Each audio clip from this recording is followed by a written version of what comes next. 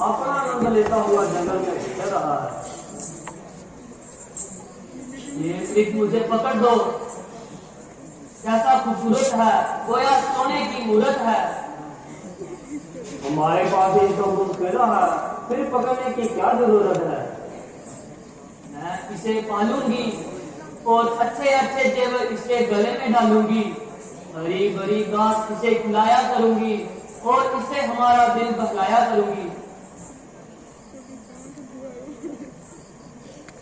मुमकिन है कि ये भाग जाए और हमारे हाथ ना आए। हाथ न आएगा तो भागकर कहाँ जाएगा। भागने की तो तुमने अच्छी कही। हाँ, कोशिश तो करें। अगर जिंदा हाथ ना आए तो मृगशाला ही सही। बहुत अच्छा, मैं जाता हूँ।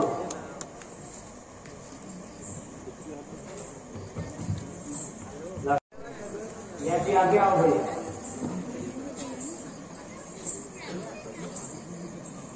हाँ, सुनता हूँ। किसी ने मेरा नाम लेकर आवाज लगाई। किसी की किसकी, तुम्हारे भाई की आवाज है। आपको मालूम नहीं कि इसके अंदर क्या प्रसिद्धा राज है। तुम्हारे भाई को राक्षसों ने अकेला समझकर हाथ दबाया है और उन्होंने तुम्हें सहायता के लिए बुलाया है। नहीं नहीं, ये केवल आपका ख्याल है। राक्षसों की बलाओं के सामने क्या निजात है। तुम मुसीबत के बगैर भाई के काम ना आओगे तो फिर क्या घोड़े पर लगा जाओगे। हाय हाय, कुछ बेदर्द हो गया। भाई मदद के लिए पुकार और तू जहां बैठे बातें बनाए। भाई की तरफ से मुझे इत्मीनान है, मगर ये तो बताओ कि जहां तो हमारा कौन निगहबान है। मुझे जहां मौत पड़ रही है, आपको तो यूं ही जिद चढ़ रही है। लक्ष्मण, तुम फजूल बहाने बना रहे हो, बेफायदा इधर उधर की बातें सुना रहे हो। तुम्हारे मतलब को खूब जान रही हूँ और देर से तुम्हारी आंखों को पहचान रही हूँ। तुम धोखा देकर भाई को मरवाना चाहते हो और मुझे खुद उड़ाना चाहते हो। अब मालूम हुआ कि तुम्हारा साथ आने का क्या इरादा था। बदल, याद रखो, तुम मेरी तरफ नजर तक नहीं उठा सकते। जिंदगी है तो श्री रामचंद्र जी के साथ, वरना जान पर खेल जाना मेरे लिए मामूली सी बात है। तुम्हारी तबीयत जहां चाहे चले जाओ, पर मुझको अपना मुंह ना दिखाओ। अफसोस, दुनिया अपने मतलब की यार है। मुसीबत के समय कौन किसी का मदद ख्वाह है। बहुत अच्छा, जाता हूं और इस साजिश का पता लगाता हूं।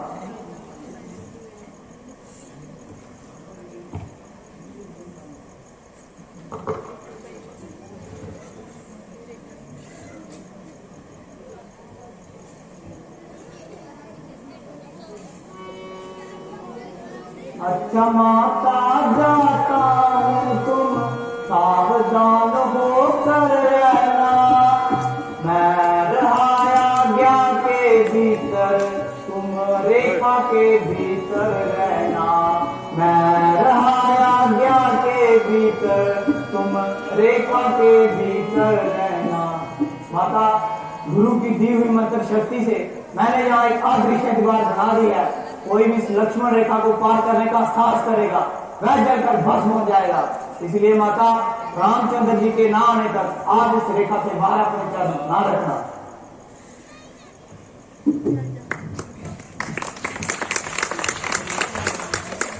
द्वार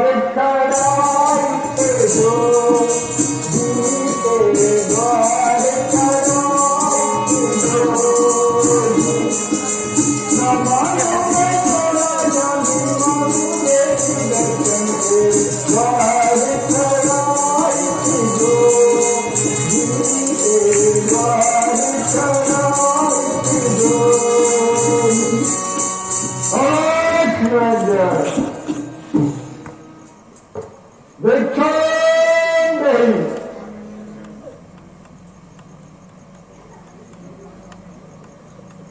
जोगीरा, आप कौन हैं और कहां से पधारे हैं? सुंदरी, मैं इसका क्या जवाब दूं? तुम्हारे सवाल ही दुनिया से निराले हैं। आखिर आपका नाम, कोई रहने का मुकाम? फकीरों का क्या नाम और कहाँ रहने का मुकाम? जहां रात पड़ गई वही विश्राम। वीर जहां किस लिए दर्शन दिए? भिक्षा के लिए। ओहो भाग्य, जो कुछ कंदमूल हाजिर है ग्रहण कीजिए। भिक्षा तो मैं बाद में लूंगा, पहले अपना नाम और पता बता दीजिए। भगवान, सीता मेरा नाम है और मित्रापुरी पैदाशी मुकाम है। श्री रामचंद्र जी की अंगांगनी और महाराजा जनक की दुलारी हूँ। पिताजी की आज्ञा से मेरे पति 14 वर्ष के तो आए हैं, उनकी सेवा के लिए पति साथ आई हूँ। मेरे देवर लक्ष्मण जी जो मेरी सौतेली सास के जाए हैं, वो भी हमारे साथ आए हैं। 13 साल से इन वर्णों में भ्रमण कर रहे हैं और आप जैसे महात्मा के उदय से जगन कर रहे हैं। इस वन के तमाम ऋषि मुनियों की हम पर मेहरबानी है और यही हमारी राम कहानी है। सुंदरी, तेरी वार्ता बेशक बड़ी निराली है और दिल को हिला देने वाली है। ये हुस्न और ये जवानी जिसके होते हुए तूने जंगलों की खाक तानी। तुम्हारी काबिल रहम हालत देखकर मेरा दिल पिघल रहा है और कलेजा सीने से निकल रहा है। तो इस लायक थी कि किसी राजा महाराजा के महल को आबाद करती, ना के इस तरह जंगलों में फिरती हुई अपनी जिंदगी और जवानी को बर्बाद करती। महात्मा, आपकी जुबान से ऐसे शब्द शोभा नहीं देते। मैं बूढ़ी हूँ या जवान हूँ, लेकिन उम्र के लिहाज से आपके पुत्री समान हूँ। साधु सन्यासियों के लिए ऐसी गुफ्तगू भाई से शर्म है, जिसकी वजह से मुझे आपका साधु होने में भी भ्रम है।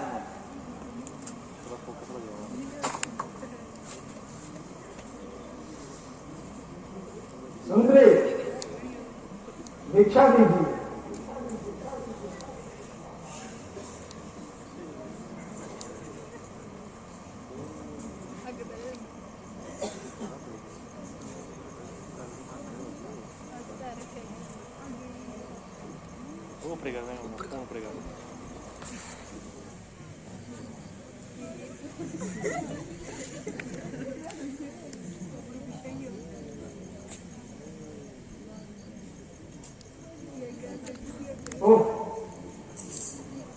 ये तो किसी जति की रेखा है। अगर मैं इसके अंदर जाऊंगा तो भस्म हो जाऊंगा। सुंदरी, हम बंदी हुई भिक्षा नहीं लेते। अगर भिक्षा देनी है तो रेखा के बाहर आ जाइए।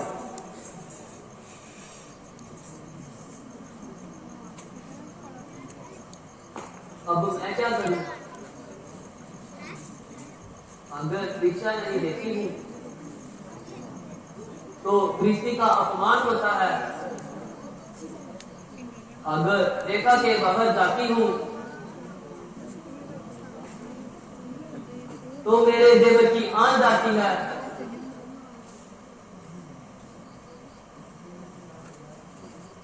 देवर की आन जाए तो जाए, मैं साधु जी को भिक्षा जरूर दूंगी।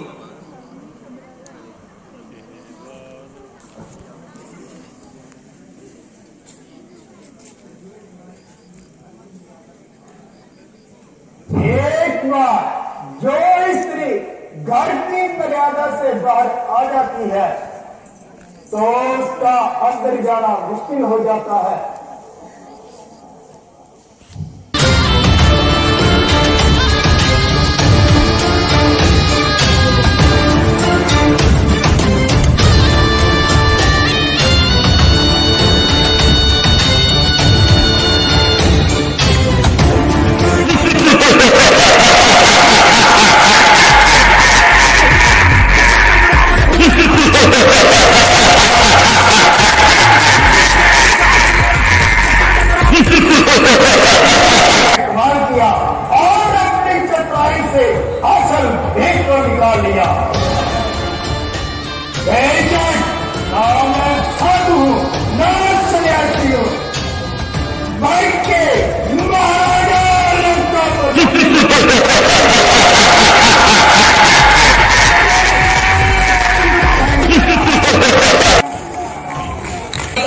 यहाँ से तशरीफ ले जाइए।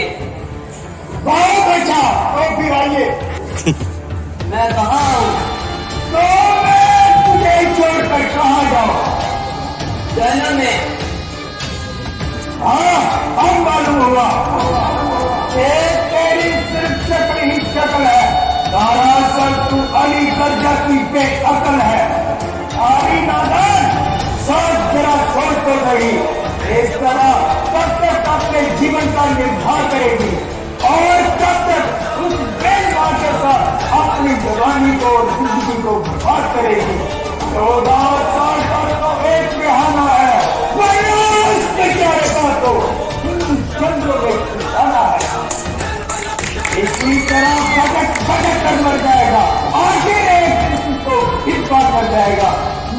मेरे साथ करेगी तो की पटवारी कहलाएगी।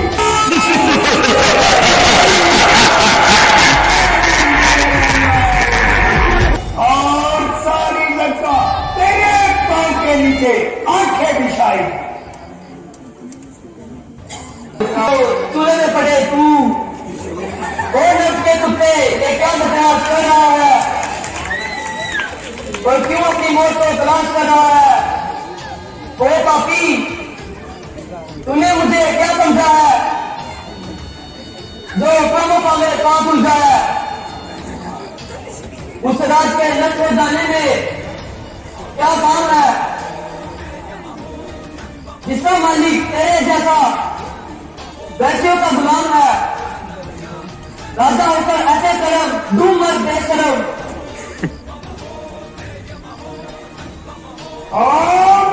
के पास मुट्ठी में हड्डियां और इतनी तकरार,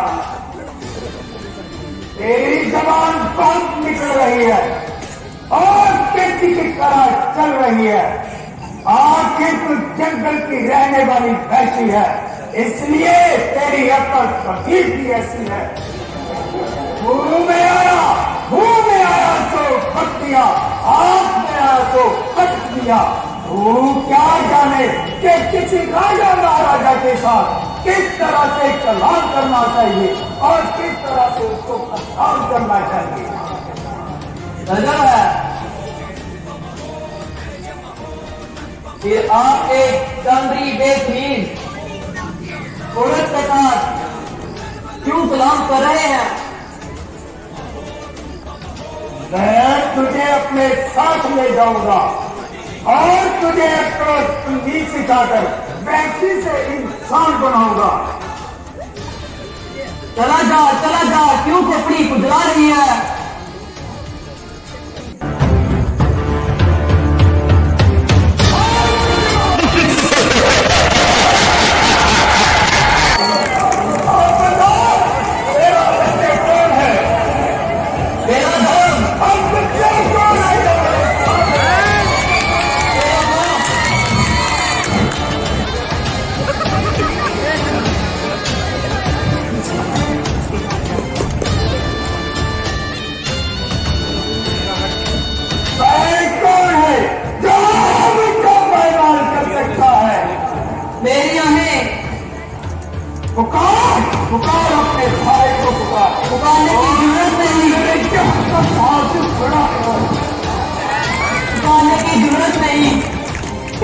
वह परमेश्वर जो तुझसे और मुझसे व्यापक है, वह तेरे जुल्म को देखता है, बल्कि तेरे अंत कर्म के पापों को नहीं जानता है। वह तेरे इन नापाक हाथों से मुझे, बल्कि तुझ जैसे पापी का बलिया मेट करके तेरा नामो निशान खत्म कर देगा। बहुत अच्छा, देखा जाएगा क्या तुम मेरे हाथ से छुड़ाने आएगा। परमेश्वर तेरी दुआई है, नाथ बचाओ, सीरत पर तुम्हारी मदद के लिए आओ, मगर तुम्हारा क्या दोष है? अपनी करनी का फल पा रही हूं। हाय हाय, मैंने तुझ पर बेगुनाह दोष लगाए, हाथ जोड़कर पापी की खातेदार हूं। परमेश्वर के वास्ते मेरी उन बातों को तबीयत पर ख्याल ना लाना।